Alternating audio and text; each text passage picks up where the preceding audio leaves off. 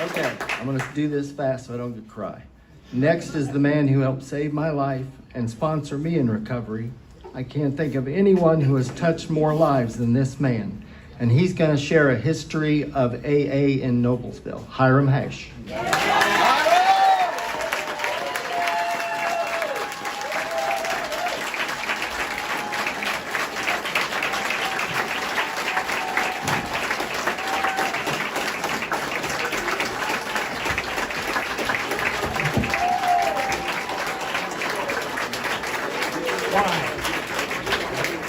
I've got to lean.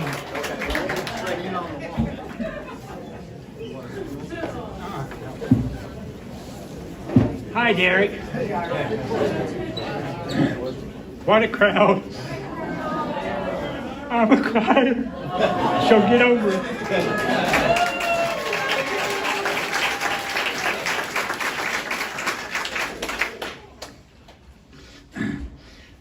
My friend Twisted told me that a good member of AA is in not good shape. Frank Bruce, a lot of you might know him, so say a prayer for him and his family. I'm Hiram Hash. I'm a recovered alcoholic since 1982.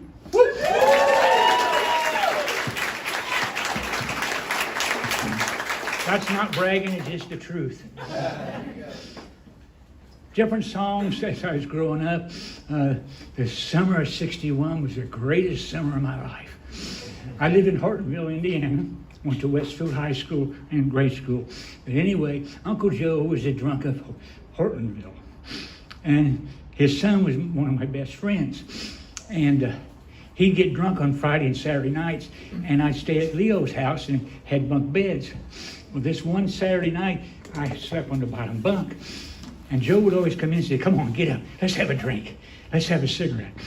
And Skip would say, "Now, pretend like you're asleep." For some reason, it was early spring or summer of 1961, I got up. Tall Nick Dury's and Kessler Smooth as Silk and Pall Mall cigarettes. God, that was great. Woo! It still gives me cold chills. And I puked, I peed my pants, and I wanted more, and I wanted more. And I got more. As I was growing up, most juniors and seniors don't take a fifth of Calvers to school. You know, they go to school to get an education. And I just wanted to drink and party and stuff like that. I was fortunate, though. Jim Belden was our football coach when I was a football manager. And at halftime, after the guys go back out to warm up, Jim and I'd have a cigarette. I said, "We don't smoke." He said, "Smoke, Hash. Give me a damn cigarette." So we'd smoke. We didn't drink, but we smoked. And anyway, I got through school, and my dad said I'd never amount to anything. And my mom said, "We'll figure something out." Well, I went to Indiana State for the summer and flunked every course. And then I ended up going to Fort Wayne to a business school. And I did real good for about 3 months at the YMCA. But I needed a drink. So I found people to drink with, moved into an apartment, and they come and got me because I wasn't going to school. Anyway, I worked different stuff like that. And my first sponsor, Jack O'Malley, he was one of Joe O'Malley's brothers. Saved my life. We didn't have a club. We had 3 meetings in Noblesville. The 1974, Malcolm Baker and his wife Mildred brought AA and Al-Anon to Noblesville and Riverview Hospital.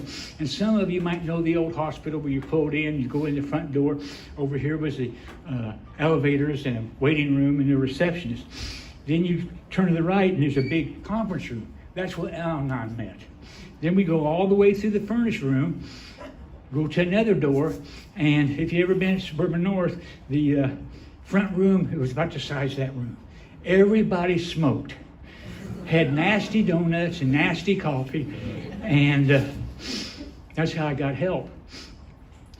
Anyway, I was in the program about a year and a half, and the guy that was taking care of the money, we need a new person. So Next week they said, Hiram's going to be our new secretary for a year. I said, oh crap, I gotta be responsible, you know? And that's what about AA is. AA is about getting sober, being responsible, being a good wife, a good sister, a good brother, so forth and so on. Anyway, Mildred and Malcolm started AA 1974. I didn't get to meet him because he passed away a few years later. And Mildred kept going with Alan and everything. And they kept meeting at the hospital. And then they started the Outstretched Hand Group, which, if you know Noblesville, you go past Kroger and all that, and there's a Kentucky Fried Chicken and a bank. We met in the basement of a bank. We had to open the doors because they had no windows downstairs. And everybody smoked. Imagine everybody smoking in here tonight. My God, that'd be a mess. Anyway, I started going to that meeting. Earl Hardin was a builder here in town, and Hal Odom was a businessman, and they started AA that was the second meeting in 1974. And then in 1980, Tough Love started at the Union Hall. Charlie Gibson, I'm breaking his anonymity, but he's dead, so I can do it. Charlie Gibson, Big Bob, Big Bill, and Mike S. just passed away a few months ago. He was one of the last people that helped get AA to Noblesville. And anyway, my sponsor was not real good health, and he said, you need to start going to Tough Love. I had already gone through the steps and all things like that. Oh, I don't want to go there. They're big book thumpers. He said, that's what you need. I'm not going to use the language because he cussed a lot. So I started. I do too. But I started going to Tough Love, and that's what's really helped me, because they didn't wish-wash it. Oh, come back if you want to, and all that crap. They said, if you want what we have, then willing to go to any length, then do it. I'm not going to use the language some of them used, but basically what they said, either get sober or go drink. That's what I heard, and I didn't want to drink. Now, over the years, it's a little different. We had a lady, I think in '84, she drove all the way from Zionsville, because there's no meetings in Zionsville. That was the only lady we had for years. Now we got a bunch of them. And I'm so glad you're here, because they're better looking than these old men. And it's really good, because alcohol affects us all. And if you have someone that's affected by alcohol, get help for them, because we want to see them live. So after Tough Love, my second sponsor went to Our Lady of Grace Church, and they had a little school building back there. So he went there and said, we want to have a workshop. That's where you do the steps of Alcoholics Anonymous, talk about it, blah, blah, blah. And afterwards, he went to Father Jim. He said, you think we can start some AA meetings here? He said, well, sure. He said, I got a couple boys that need help. And so we started meetings we had. That started the Monday meeting, the Wednesday meeting, and the Thursday meeting. And little by little, it kept growing and growing and growing. There'll be another man get up and talk about how the club got started. So if you're new in AA, give AA a shot. Get someone to help you with the steps of Alcoholics Anonymous. A lot of people don't do that. And if we, here in Noblesville, that everybody come to Alcoholics Anonymous that had a problem, stay, we'd have to be meeting at the gym today.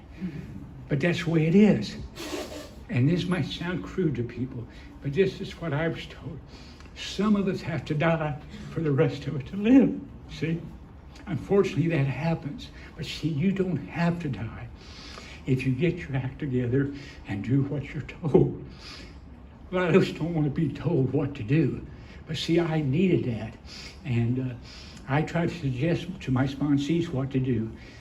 But anyway, up here, if you read the steps, traditions, and concepts, that's what AA is.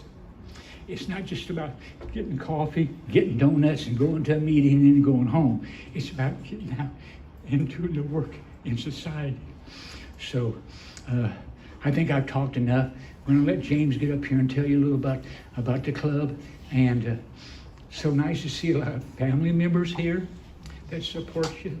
Some people don't have that. So you guys and girls that are alcoholics in recovery, be thankful for your family.